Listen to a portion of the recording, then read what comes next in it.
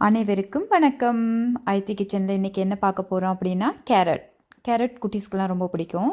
So இதை எப்படி செய்கிறது என்னோடய ஸ்டைலில் வாங்க பார்க்கலாம்.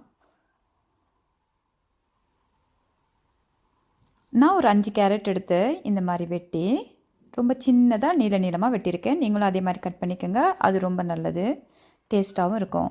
அது கூட 1 டீஸ்பூன் உப்பு, 1 டீஸ்பூன் காஞ்ச மிளகா உடைச்சது, 1/4 டீஸ்பூன் மஞ்சத்தூள், 1/4 டீஸ்பூன் மிளகுத்தூள், 1/4 டீஸ்பூன் வெந்தயம்.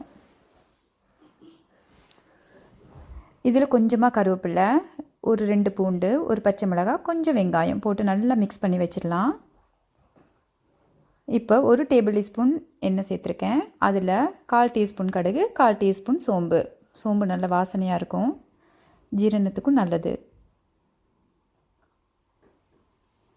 இப்போ நம்ம இடித்த பூண்டு ஒரு 4 பூண்டு எடுத்து சேர்த்துருக்கோம். அது கூட ஒரு கொத்து கருவேப்பிலை, 1/4 வெங்காயம் கட் பண்ணி சேர்த்துருக்கேன். இதை நல்லா பொன்னிறமாக்கிக்கலாம். இப்போ மிக்ஸ் பண்ண கேரட்டை சேர்த்துற வேண்டியதான். நல்லா மிக்ஸ் பண்ணிவிட்டு ஒரு 3 நிமிஷம் இதை மூடி வச்சிடலாம். அப்போ நல்லா கேரட் வெந்துடும்.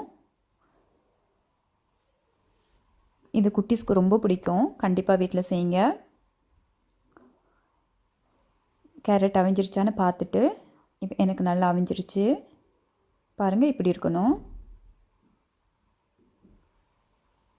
நான் 1/2 கப் தேங்காய் பால் சேர்க்குறேன். சேர்த்து நல்லா மிக்ஸ் பண்ணிவிட்டு, பார்த்திங்களா எவ்வளோ சீக்கிரம் செஞ்சிட்டோன்னு. இது கூட மேலே இன்னும் கொஞ்சம் கருவேப்பிலை சேர்த்துக்கலாம். இன்னொரு பாத்திரத்தில் மாற்றிடலாம். பாருங்கள் எவ்வளோ சீக்கிரமாக செஞ்சிட்டோம். நம்ம செஞ்சதே தெரியல இல்லையா? இதை நீங்கள் லெமன் ரைஸ் கூட ஒயிட் ரைஸ் கூடலாம் சூப்பராக சாப்பிட்லாம். குட்டீஸ் ரொம்ப விரும்பி சாப்பிடுவாங்க. கண்டிப்பாக குட்டீஸ்க்கு செஞ்சு கொடுங்க. இந்த ரெசிபி பிடிச்சிருக்குன்னு நினைக்கிறேன்.